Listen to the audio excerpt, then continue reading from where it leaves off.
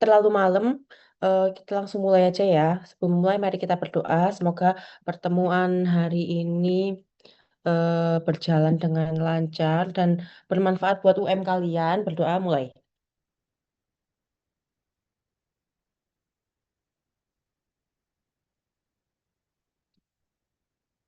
Berdoa selesai. Baik, seperti biasanya, kalau kecepatan bilang, kalau ada yang mau tanyain, langsung aja di chat atau langsung cut aja ya. Oke, kita sekarang akan membahas tentang fisiologi respirasi. Nah, jadi fungsi respirasi, respirasi tadi pernafasan ya. Jadi dia itu ada yang namanya respirasi seluler, seluler sama respirasi eksternal.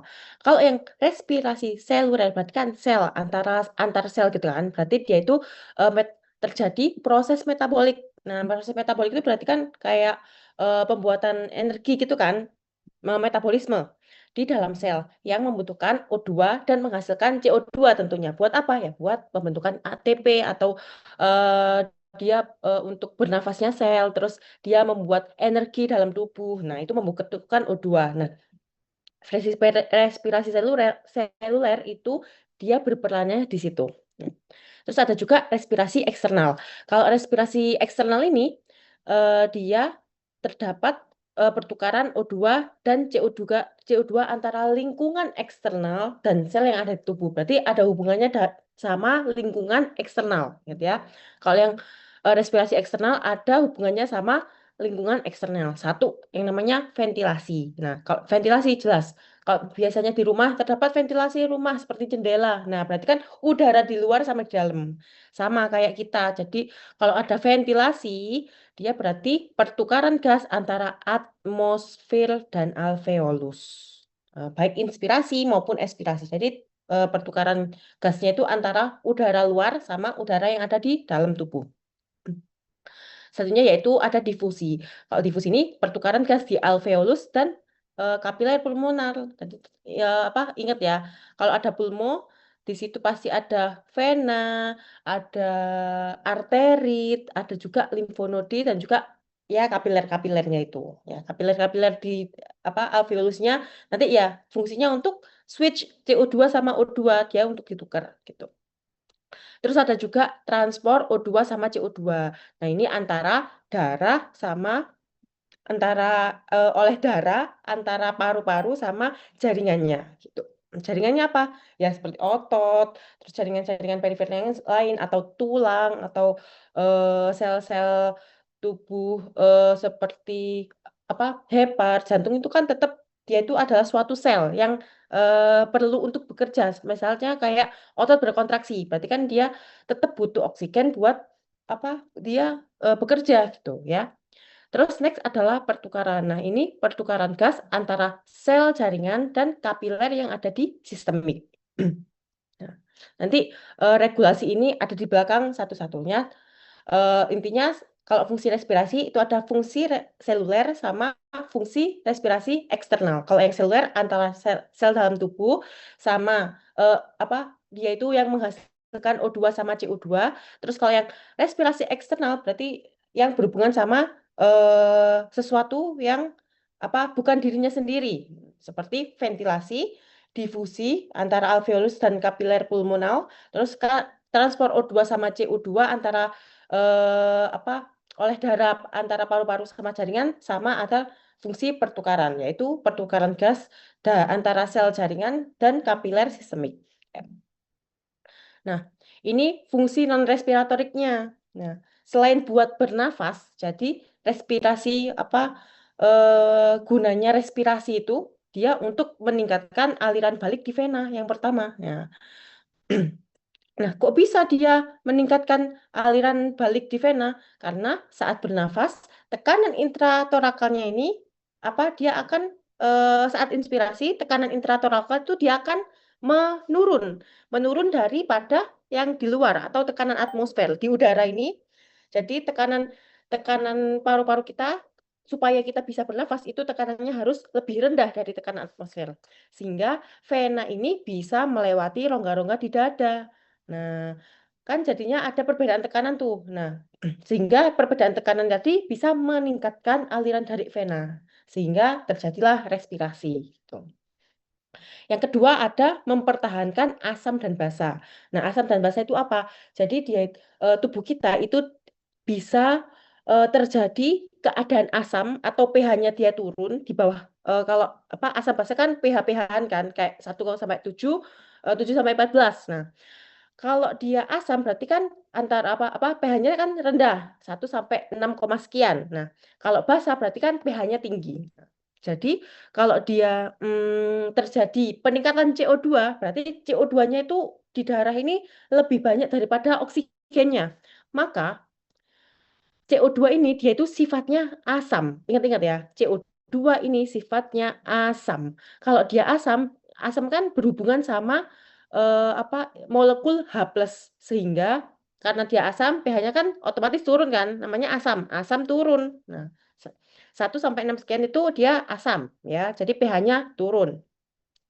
Sehingga dia akan mengaktifkan kemoreseptor.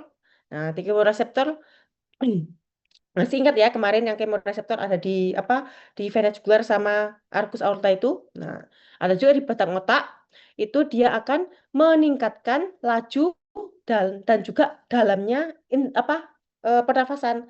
Nah, karena dia CO2-nya dia naik di dalam tubuhnya kita, jadi tubuh ini dia menyuruh untuk respirasi kita itu biar ditingkatkan. Biar apa? Biar O2-nya ya banyak. Jadi kalau CO2-nya naik berarti si apa batang otak itu akan nyuruh, hey toraks, kamu harus ningkatin respirasi kamu biar O2-nya naik. Nah, jadi dia itu akan meningkatkan laju dan kedalaman nafas sehingga dia akan terjadi hiperventilasi sebagai kompensasi. Kompensasinya apa? Kompensasinya kondisi asam tadi. Nah, yang pH-nya turun. Nah, pH-nya kan turun tadi ya. Jadi hiperventilasi itu adalah suatu kompensasi dari kondisi asam, gitu ya. Next, sekarang produksi suara. Nah, kok bisa? Nah, apa? Ingat dulu, kan pernafasan ya dari hidung, apa tenggorokan, faring, laring, trakea, terus bronkus, bronkiolus, alveolusnya. Jadi tetap aja dia dari hidung, terus dari faring, tentu aja ada di situ apa sebagai pita suara utamanya yang menghasilkan suara, dia sebagai getaran. Terus resonansi di sini ada apa aja? Yang utama adalah sinus paranasal, diingat-ingat ya. Sinus paranasal, dia adalah fungsi sebagai resonansi. Terus lidah dia juga berperan sebagai artikulasi. Selain lidah, di artikulasi ada juga fungsi dari gigi. Tuh. Nah, lihat aja yang apa kakek-kakek, nenek-nenek yang nggak punya gigi. Nah, kan biasanya kan apa artikulasinya kan kurang jelas, gitu ya. Jadi diingat-ingat produksi suara itu di apa apa namanya perannya yaitu ada pita suara sebagai getaran, sinus paranasal sebagai resonansi, lidah sebagai artikulasi. Gitu. Next. Sistem pertahanan pada benda asing. Nah, berarti yang paling depan, yang paling utama, yang paling pertama dilewati udara, ya itu adalah hidung. Di hidung ada bulu-bulu. Nah, ini apa? Tentunya dia itu sebagai pertahanan tubuh yang paling pertama. Dia menyaring udara yang masuk, gitu ya. Terus ada jaringan limfoid, ada tonsil, adenoid, terus ada silia-silia tentunya pasti ya. Dan juga ada sel goblet sebagai mukus, produksi mukus. Atau mekanisme yang terakhir ini, batuk. Nah, jadi batuk itu batuk terus beler. Nah, itu adalah suatu mekanisme kompensasi tubuh terhadap datangnya suatu bahan-bahan yang kotor. Nah, gitu. Terus terakhir yaitu hidung tentunya buat penciuman. Nah, penciuman ya, dia diperantarai oleh nervus 1, yaitu namanya olfaktorius, gitu ya. Paham sampai sini aman semuanya? Dong, aman ya. Nah, ini sama aja ya. Nah, kita masuk dulu ke alveolus. Jadi alveolus itu dia nurutin yang namanya hukum diffus Fick. Nah, hukum diffuse Fick ini dia itu menyatakan bahwa semakin luas permukaan, nah permukaan suatu benda ya. Nah, kita ibaratkan alveolus itu adalah benda. Semakin besar luas permukaan, maka laju difusi gas semakin cepat. Nah, difusi itu kan dia perpindahan kan, perpindahan gas. Gas apa? Ya CO2 sama H2O utamanya. Nah, jadi alveolus itu dia walaupun dia kecil-kecil tapi dia itu jumlahnya banyak, yang dia itu sangat banyak sehingga luas permukaannya itu dia itu besar karena dia banyak walaupun dia apa bentuknya kecil-kecil. Jadi dia itu alveolus ini menggunakan hukum difusi Fick ini untuk melakukan suatu difusi CO2 sama H2O. Nah, seperti yang di histologi ya, dia alveolus itu di paru-paru itu ada 3 sel utama. Yang pertama pneumosit tipe 1, pneumosit tipe 2, sama makrofag. Kalau yang satu itu sebagai penyokong dinding, jadi dia pembentuk ya, penyokong dinding yang ini. Nah, ini adalah yang tipe 1. Jadi dia terdiri dari satu lapisan aja, satu lapisan sel gepeng. Kalau yang pneumosit tipe 2, jadi dia itu berfungsi sebagai produksi surfaktan. Terus yang terakhir yaitu ada makrofag itu yang ini ya. Ini makrofag, itu tipe 2. Nah, yang ini tipe 1. Yang tipe 1 yang pembentuknya nih. Jadi dia itu penyokong pembentuk alveolusnya itu yang tipe 1. Ya. Nah, review lagi paru-paru. Jadi paru-paru itu apa pengisi terbesar tentu aja ya pengisi terbesar dari volume rongga toraks. Gitu. Jadi di dinding dada, nah paru-paru ya apa tetap kalau kita ngomongin toraks berarti ada dindingnya. Nah dinding dada kita review lagi ada 12 pasang koste atau tulang iga terdiri dari tulang iga. Terus ada sternum yang tengah ya masih ingat yo apa tulang iga. Ini sternum, tulang iga, dan juga ada yang bagian belakang. Nah, tulang belakang atau vertebrae utamanya yaitu yang thoracalis, bagian thoracalis gitu. Terus di bagian bawahnya yaitu ada yang namanya diafragma. Nah, dia itu yang memisahkan antara bagian atas sama bagian bawah. Bagian atas yaitu toraks, bagian bawah yaitu abdomen. Terus paru-paru dibungkus oleh sebuah kantong, yaitu yang namanya pleura. Dia ada dua ya. Pleura ada dua, namanya pleura visceral sama pleura parietal. Yang nempel sama paru, jadi dia itu yang namanya visceral. Yang melekat pada dinding namanya parietal. Nah, antara mereka berdua, nah ini ya, ini dia kan yang apa? Yang sebelah sini, yang ini. Nah, ini kan visceral, ini parietal. Berarti di sini kan ada intrapleural space. Nah, intrapleural space itu di apa? Diisi sama yang namanya cairan. Nah, cairan inilah yang mencegah geseknya antara paru-paru dengan dinding toraksnya. Jadi penting nggak cairan intrapleuralnya? Ya penting. Nah, biar nggak gesekan. Kalau gesekan, ya rawan kolaps dong. Nanti paru-parunya rusak. Gitu. Ya. Jadi kalau pernafasan itu, ya, jadi ini mekanisme pernafasan. Jadi kalau pernafasan itu, apa prinsip yang pertama yaitu udara bergerak dari tekanannya yang tinggi ke tekanannya yang rendah. Nah, terus tekanan ini berbanding terbalik dengan volume. Ingat-ingat ya. Jadi kalau tekanannya tinggi, volumenya dia mengecil. Tapi kalau tekanannya apa rendah, volumenya dia bisa naik. Gitu. Terus dipengaruhi oleh 3 tekanan. Nah, 3 tekanan ini yang pertama yaitu ada tekanan atmosfer, berarti tekanan udara di luar. Yang kedua yaitu tekanan intraalveolus, tekanan intrapulmonalnya dia di paru-parunya dia sendiri sama tekanan intrapleural. Berarti apa antara di pleural space-nya tadi dia itu juga punya tekanan dan itu penting banget buat apa mekanisme pernafasan kita. Nah, jadi Kalau yang gambar tadi ya, bisa paru-paru nih. Nah, nah, kan di sini ada pleural, pleura visceral. Terus di sini ada pleura parietal. Jadi kalau yang ada di apa intra intratorakal atau intraalveolus, yaitu tekanannya di sini itu adalah 0. Terus kalau yang apa di intrapleural dia itu tekanannya adalah min 4. Nah, ini asalnya dari mana? Nah, asalnya dari sini. Kalau atmosfer itu tekanannya itu dia itu 760 mmHg. Nah, yang di paru-paru dia itu tekanannya sama kayak di atmosfer yaitu 760 juga. Sehingga 760 dikurangi 760 maka dia adalah posisinya 0 gitu. Nanti deh aku di belakang ada kok. Yang penting diingat-ingat, saat istirahat kalau yang di intraalveolar dia itu tekanannya 0. Yang intra pleural dia itu tekanannya itu min 4 gitu ya. Jadi kalau yang atmosfer tekanannya 1 gitu.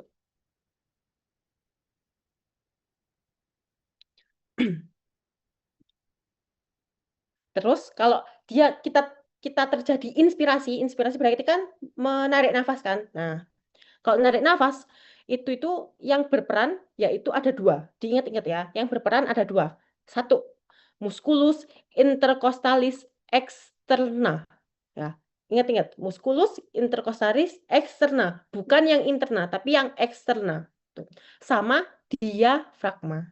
Nah, si intercostalis eksterna ini nih, yang ini kan, yang intercostalis eksterna itu kayak ini. Dia itu origonya itu misal, di sini kan, yang gambar ini dia itu di ICS, ICS 3 kan. Nah, ICS 3. Kalau ICS 3 berarti antara IGA ketiga sama IGA keempat. Nah, jadi kalau yang muskulus yang ada di ICS 3 ini, dia originnya adalah di koste nomor 3 dan insersionya dia di koste nomor 4. Sehingga kalau dia berkontraksi, dia kan kontraksi berarti arahnya kan ke origonya kan. Jadi kalau dia berkontraksi maka tulang torakalnya itu dia akan ngangkat naik ke atas karena origonya itu di tulang yang atasnya, gitu ya. Jadi kalau muskulus intercostali externa dia akan maju ke depan, akan maju ke anterior ke depan, pergerakan saat inspirasi. Terus kalau diafragma, nah diafragma ini kan dia melengkung gini. Dia kalau kontraksi maka dia akan datar. Nah, dari jadi dome shape gini, dia berubah jadi datar. Nah, jadinya kalau datar, terus toraksnya dia naik ke atas ataupun dia maju, maka volume toraksnya kan dia meningkat. Nah, ingat tadi, kalau volume toraksnya meningkat, berbanding terbalik dengan tekanan intraalveolus. Berarti kalau volumenya dia meningkat, maka tekanan alveolusnya dia itu menurun sehingga inspirasi bisa terjadi gitu. Sampai sini bingung atau mau diulang? Aman nggak?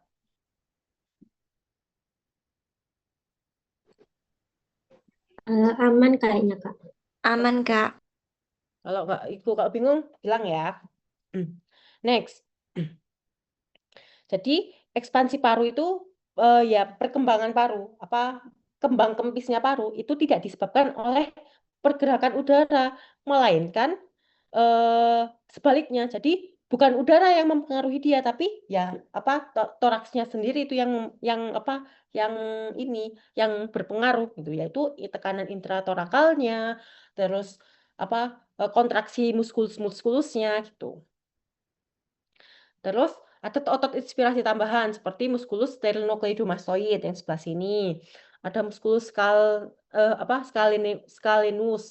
Terus musculus pectoralis major, dia yang kalau pectoralis major kan sebelah sini. Nah, dia itu yang ngangkat sternum. Kalau dia sternumnya ngangkat, maka otot-otot torakalisnya otot otot apa tulang-tulang kostenya yang sebelah atas ini dia juga ikut terangkat gitu tujuannya. Nah, sekarang yang ekspirasi. Kalau ekspirasi sebaliknya, dia akan terjadi relaksasi interkostalis eksterna sama diafragma. Nah, karena diafragma kalau dia kontraksi tadi kan bentuknya datar. Jadi kalau dia relaksasi dia bentuknya seperti kubah atau dome shape. Tuh, itu. Bentar. Nah, sehingga kalau terjadi relaksasi ototnya tadi sama diafragmanya dia relaksasi, jadinya volumenya dia turun deh. Nah, kalau volumenya udah turun, dinding dadanya kan akan mengalami recoil. Recoil itu kalau apa balik ke posisi semula gitu.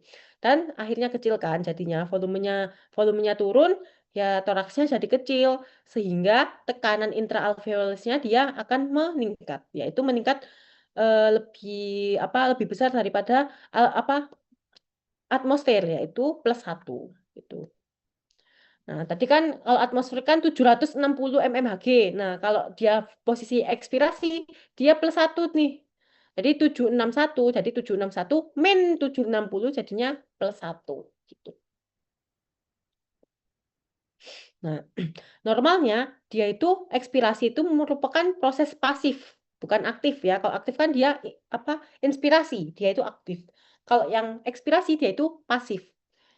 Yang terjadi karena kemampuan paru untuk recoil atau kembali seperti semula mengembis gitu. Karena dia tanpa perlu kontraksi otot, terus jadi ekspirasi dapat menjadi proses aktif. Tapi ekspirasi ini dapat menjadi proses aktif. Contohnya olahraga. Kalau kecapean kan kayak cepet gitu kan inspirasi jadi. Nah, itu adalah suatu kondisi yang aktif gitu. Nah, ada juga kondisi yaitu ekspirasi paksa. Kalau ekspirasi paksa yang terjadi itu adalah keterlibatan dari otot-otot abdomen. Diingat-ingat ya, kalau ekspirasi paksa dia itu terjadi apa keterlibatan otot-otot abdomen. Jadi otot-otot abdomen itu juga dia bisa membantu untuk ekspirasi. Dalam proses respirasi itu juga bisa membantu gitu. Sehingga dia ini akan mendorong diafragma ke atas. Nah, dan otot interkostalisnya itu yang internal jadi kontraksi sehingga volume darahnya itu mengecil. Ingat ya, yang kontraksi di saat ekspirasi itu yang internal. Tapi kalau yang eksternal dia itu untuk inspirasi gitu. Nah, ya udah deh kalau volumenya dia itu toraksnya mengecil, tekanan intraalveolusnya jelas meningkat sehingga udaranya mengalir ke luar dari paru-paru gitu. Nah, jadinya otot ekspirasi ini ada otot abdomen sama otot interkostalis interna. Kalau yang inspirasi, otot interkostalis eksterna sama otot diafragma, ya. Diingat-ingat. Nah, ini nih yang aku mau ceritakan. Jadi, ini adalah suatu gambar A ini dia itu suatu kondisi istirahat. Nah, kondisi istirahat ini dia ini paru-paru. Nah, ini paru-paru ya, ini alveolus. Yang bulat ini alveolus. Terus yang biru sebelah sini ini dia adalah pleural visceral. Terus yang sebelah sini adalah pleura parietal. Terus yang sebelah sini adalah interpleural space. Nah, udara di atmosfer dia itu tekanannya 760. Tekanan di intraalveolus atau di paru-paru kita adalah 760. Nah, jadi 760 min 760 jadi di sini tekanannya adalah sama dengan 0. Nah, sedangkan saat istirahat interpleural space-nya ini, nah ini ya yang biru-biru ini, dia itu adalah 756. Jadi 756 min 760 sama dengan min 4. Jadi tekanan pleural dia itu adalah min 4.